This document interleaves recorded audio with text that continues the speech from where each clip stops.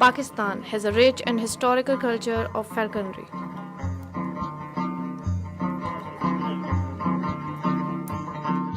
Birds of prey migrate every year around autumn, cross the Himalayan ranges and enter Pakistan through the beautiful valley of Chitral.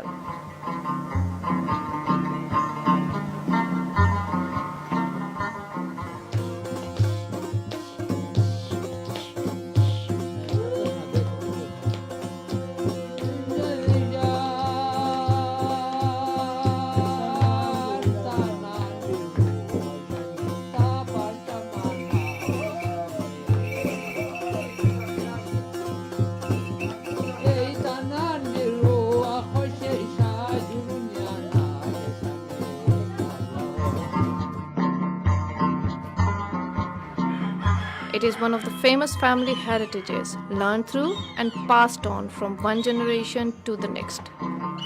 In Pakistan, a sizable community is practicing this centuries-old tradition today.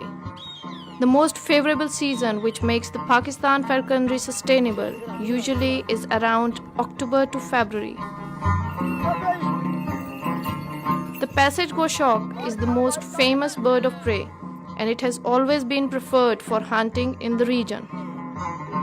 Merlins and shikras serve as the first ideal hawks among young trainees to learn the art of falconry. The Pakistani falconers are well experienced in making a natural bond with wild goshawks. Falconers devote their entire lifetimes to this art.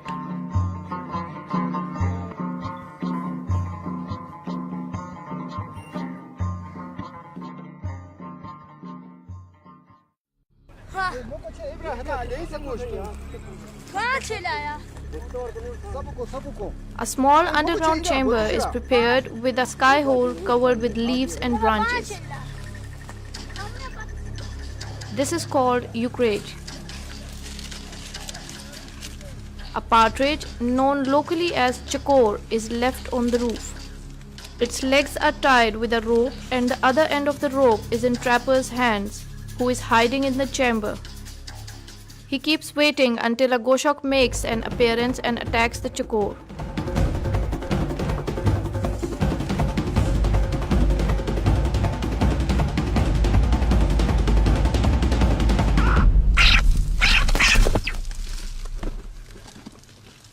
The trapper, sitting in the eucrage, pulls the rope as the goshawk still binds to the partridge with its sharp claws. Slowly the chakor, along with the goshawk, fall into the chamber through the hole, and the trapper quickly grabs it from its legs.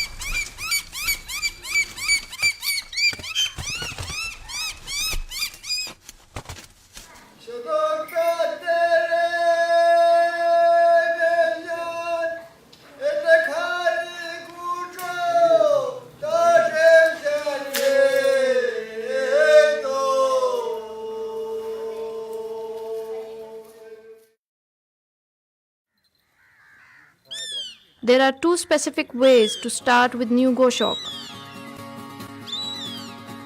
Starting with caught taming or leather hood taming.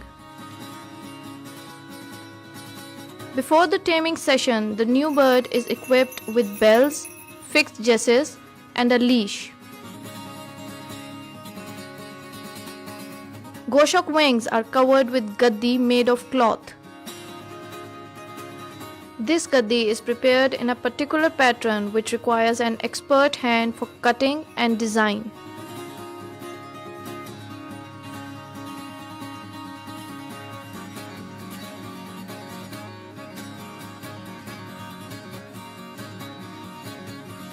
When the goshawk is equipped with decorative accessories, it is taken to the man's world.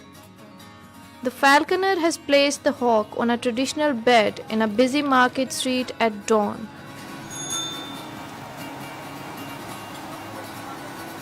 This will make the goshawk familiar with the noise, sounds, and surroundings. This bed will be moved around to different crowded places in the vicinity, which makes the goshawk familiar with the atmosphere and reduces its fear.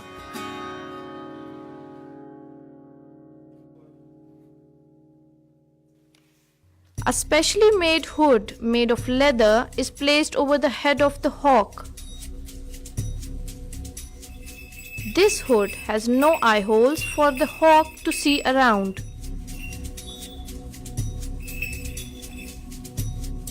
Perched on falconer's fist, the bird starts learning balance and hand touch of the falconer. This is called palm nest. This is done purposely. The hawk will remain blindfolded for 2 days. Next step is to keep the goshawk awake for 2 weeks. The falconer also remains awake with the hawk throughout the nights.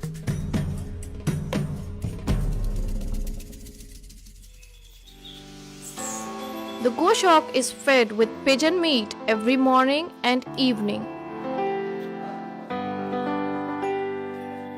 A dog is always kept around during the taming session, which establishes and strengthens a bond in between the hunting partners. On the 3rd day, 2 tiny holes are made in the hood for the hawk to peep out. The goshawk will get more familiar with atmosphere around visually as well. This is a slow process and a game of patience. The goshawk often appears lazy and tired during this phase of taming.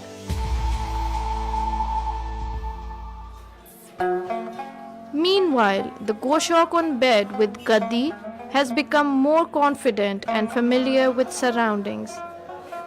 A trust is gradually developing between goshawk and the falconer. After a week of socializing, the bird is getting more comfortable with the atmosphere.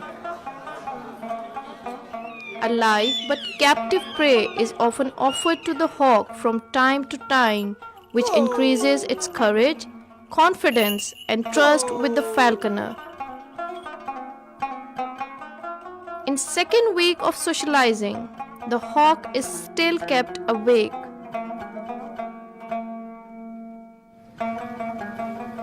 During daytime, it is kept moving all around on roads, on shops.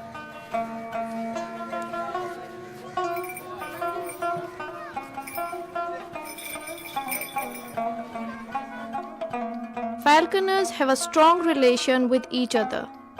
They gather to help and support each other in taming and socializing of new hawks. They exchange their views about taming.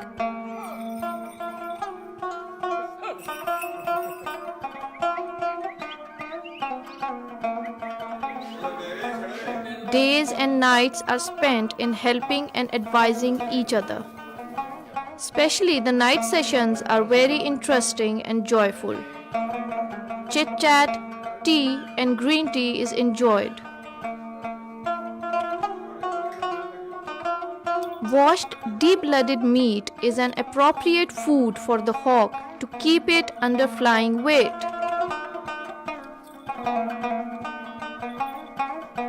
Now the eye holes are widened a bit more, giving the hawk a full front view, but the hood is still there to stop his back view at 360 degrees.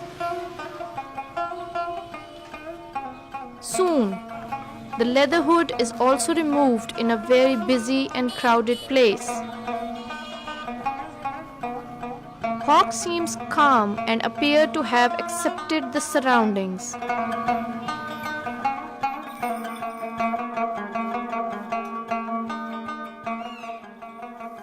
The falconer observes the hawk's attitude, flying back to his feast to assure his bond with hawk.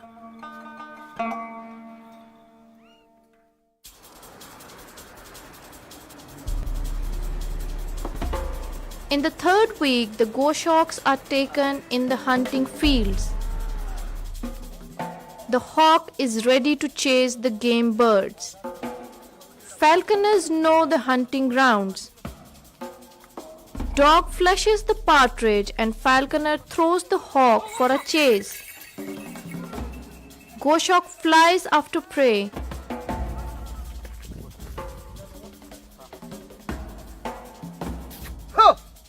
falconer makes a call and Goshawk responds him, and the bell sound guides the falconer to the location, catches him in bushes.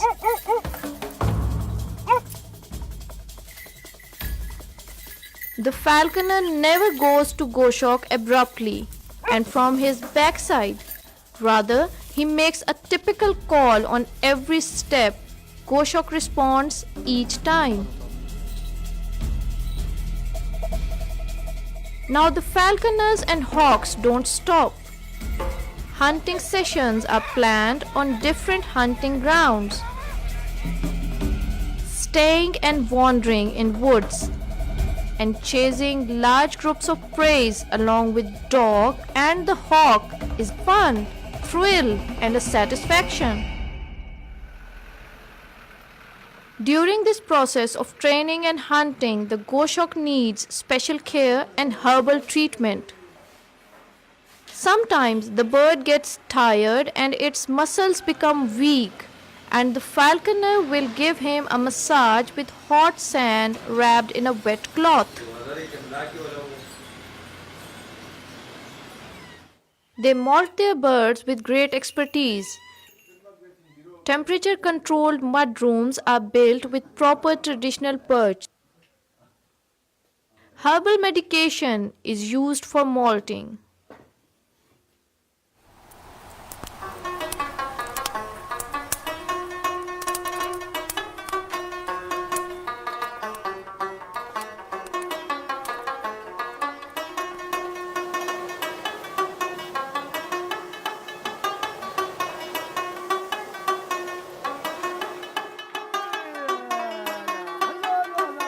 After that falconry, birds are released back to the wild. Hawks fly back to their breeding grounds and are welcomed and awaited till next year.